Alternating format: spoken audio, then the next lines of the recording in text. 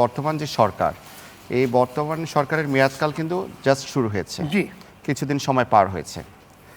তো এখানে আমরা যেটা দেখেছি আর কি, যে সর্বশেষ সুপ্রিম কোর্ট প্রশাসনের দেয়া তথ্য মতে আপনার ডিসেম্বর 2025 পর্যন্ত আপিল বিভাগে মামলার সংখ্যা 41,551টি, হাইকোর্টে মামলার সংখ্যা 6,59,256টি, এবং অধীনস্থ আদালত যেটা বুঝি আমরা 64 জেলায় যে আদালতগুলো আছে, এই আদালতগুলোতে মামলা সংখ্যা 40,41,924টি।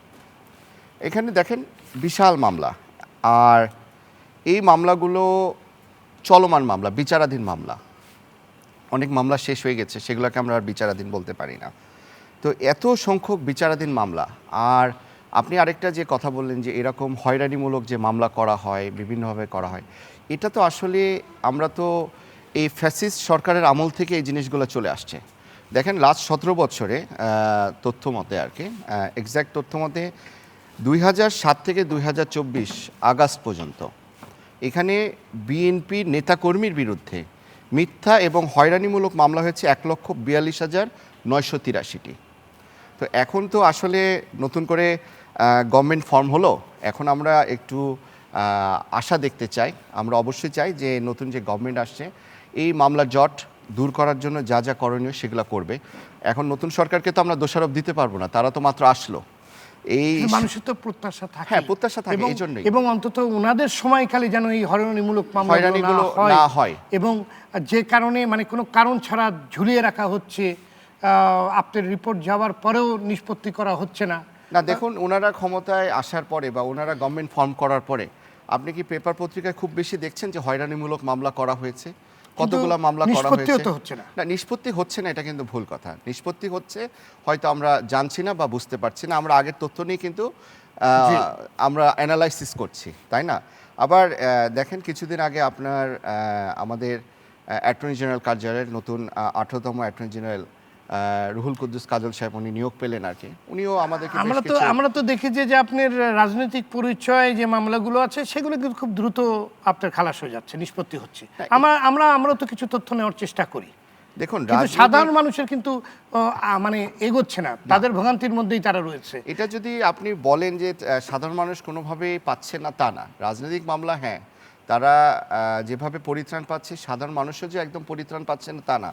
দেখেন সাধারণ মানুষও তো জামিন চাচ্ছে, সাধারণ মানুষও আপিল করছে, সব কিছু কিন্তু হচ্ছে।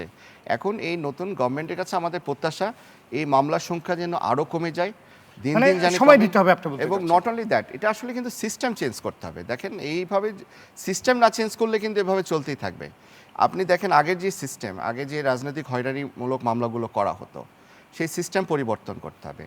আপনি দেখেন আগে যে সিস্টেমে মামলা দায়ের করা হতো, এফআইআর করার পদ্ধতি, চার্জশিট দেওয়ার পদ্ধতি, এখানে দেখেন আপনার এই যে এখানে শুধু তো আপনি আদালতকে আপনি দোষলে হবে না। এখন দেখেন এখানে যখন পুলিশ, এখানে স্বরাষ্ট্র মন্ত্রণালয়ও কিন্তু জড়িত।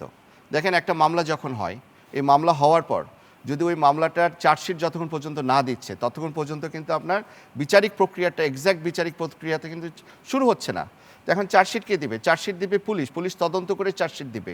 তো দেখা যাচ্ছে চার্জশিট মাসের পর মাস, বছরের বছর, এখন কমে গেছে অবশ্য, কিন্তু মাসের পর মাস দেখা যাচ্ছে কোনো চার্জশিট দেওয়া হচ্ছে না। অন্তর্বর্তী সরকার কিন্তু একটি অধ্যাদেশ জারি করেছে যে অন্তর্বর্তীকালীন সময়ে পুলিশ তদন্ত প্রতিবেদন জমা দিতে পারে। Exactly, they had the good intention, এবং দেখেন সেটা ফলো আপ হচ্ছে না, ফলো আপ হচ্ছে না, এটা ভুল। ফলো আপ কিন্তু হচ্ছে, এবং বর্তমান সরকার এসে কিন্তু আপনার যে অধ্যাদেশগুলো আপনার পরিবর্তন করেছে, যে অধ্যাদেশগুলো অ্যাপ্রুভ করেছে, তার মধ্যে এই যে আপনি যে কথাটা বললেন যে ইন্টিরিম যে চার্জশিটের যে ব্যবস্থাটা, এটা কিন্তু আপনার অ্যাপ্রুভ করেছে।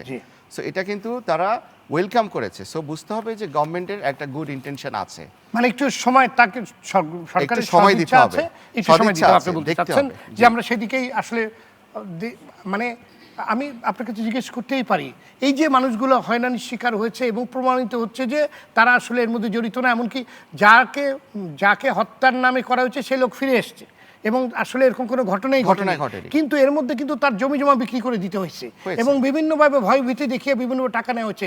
তাহলে পরে সে লোকটা যে সর্বশান্ত হলো, পরিবার নিয়ে রাস্তায় গিয়ে উঠলো, এটা দায় অবশ্যই না, এটা তো দায় সরকার, আমাদের বিচার ব্যবস্থা সরকারের অবশ্যই নিতে হবে। এটা পৃথিবীর সব জায়গায় আছে।